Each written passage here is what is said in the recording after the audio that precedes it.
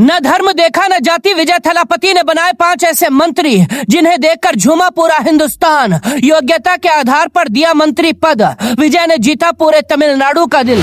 59 साल बाद तमिलनाडु की सरकार में शामिल हुई कांग्रेस, मंच पर लगा राहुल गांधी जिंदाबाद का नारा। सीएम विजय ने सबसे अलग मंत्रिमंडल उतारा, जिसे देखकर विरोधी भी हैरान। आज तक आपने यूपी और बिहार के मंत्रियों को देखा होगा, मध्य प्रदेश से लेकर राजस्थान तक पूरे उत्तर भारत में ज्यादातर मंत्रियों को उनके धर्म और जाति के आधार पर चुना जाता है। हर जाति से एक मंत्री बना दिया जाता है। लेकिन तमिलनाडु के मुख्यमंत्री विजय थलापति ने आज अपने 23 मंत्रियों को शपथ दिलाई तो उनकी काबिलियत को देखकर उनका चयन किया। विजय ने ना तो धर्म देखा, न जाति, ना बड़ा परिवार देखा, न पैसा, बल्कि योग्यता के आधार पर ऐसे चेहरों को मंत्री बनाया जिसने पूरे तमिलनाडु का दिल जीत लिया। विजय थलापति ने साफ कर दिया, तमिलनाडु में धर्म और जाति देखकर नहीं, बल्कि काम और काबिलियत के दम पर राजनीति की जाएगी। तमिलनाडु की राजनीति में विजय थलापति के आने से पहले डीएमके और एआईएडीएमके की सरकारों में ओबीसी नेताओं का दबदबा दिखाई देता था। अनुसूचित जाति और जनजाति का नाम रखने के लिए एक आध मंत्री बना दिया जाता था, लेकिन विजय ने इस परंपरा को तोड़ते हुए दलित और अल्पसंख्यकों को बड़ी संख्या में मंत्री बनाया है।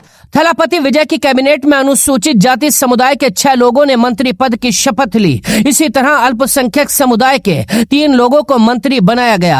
59 साल बाद तमिलनाडु की राजनीति में कांग्रेस के 2 मंत्री भी बने। मंच पर कांग्रेस नेता ने मंत्री पद की शपथ लेने के बाद राहुल गांधी जिंदाबाद के नारे भी लगा दिए। विजय ने अपनी कैबिनेट में हर इंसान को उसके टैलेंट और योग्यता को देखकर विभाग दिया है। आपने बिहार में देखा होगा, नीतीश कुमार के बेटे निशांत कुमार को सरकार ने स्वास्थ्य मंत्री सिर्फ इसीलिए बना दिया क्योंकि उन्हें सरकार में नीतीश के किसी करीबी को रखना था। लेकिन विजय ने सबसे अलग तस्वीर पेश की है। सीएम विजय थलापति के मंत्रिमंडल में जिस फैसले ने सबसे ज्यादा लोगों को हैरान किया वो है उद्योग मंत्रालय। विजय ने यह अहम जिम्मेदारी एस कीर्तना को दी है, जो उनकी कैबिनेट की सबसे मजबूत महिला मंत्रियों में एक है। तमिलनाडु के इतिहास में पहली बार किसी महिला को उद्योग मंत्रालय सौंपा गया है। स्वास्थ्य मंत्रालय के लिए केजी अरुण राज को चुना गया।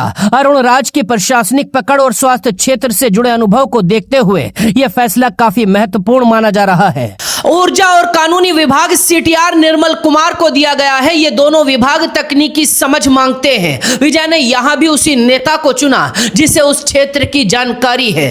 राजमोहन को स्कूल शिक्षा, सूचना एवं प्रचार और तमिल विकास विभाग दिया गया है। यह फैसला भी बेहद रणनीतिक माना जा रहा है। राजमोहन लंबे समय से तमिल संस्कृति और शिक्षा सुधार जैसे बड़े मुद्दों पर सक्रिय रहे हैं। ग्रामीण विकास मंत्रालय एस आनंद को दिया गया है। तमिलनाडु की बड़ी आबादी अब भी गांवों में रहती है। विजय जानते हैं, अगर गांव मजबूत नहीं हुए तो विकास का मॉडल अधूरा रहेगा। इसलिए काबिल इंसान के हाथों में इस विभाग को सौंपा गया। यानी विजय ने हर विभाग उसी इंसान को दिया जो उसके काबिल था। ऐसे ही पूरी तैयारी के साथ हर विभाग को बांटा गया है। विजय ने जिस दिन शपथ ली थी उसी दिन कहा था, आज से तमिलनाडु में सिर्फ एक ही पावर सेंटर होगा और वो है विजय थलापति। विजय के फैसलों पर ना तो किसी ने सवाल उठाए और ना ही किसी ने धर्म जाति के आधार पर विभाग मांगे। विजय ने अपनी मर्जी से काबिलियत के आधार पर विभागों का बंटवारा किया। जिस दिन से विजय ने तमिलनाडु की सत्ता संभाली है उसी दिन से विजय अपने फैसलों से तमिलनाडु की जनता का दिल जीत रहे हैं। Bureau report.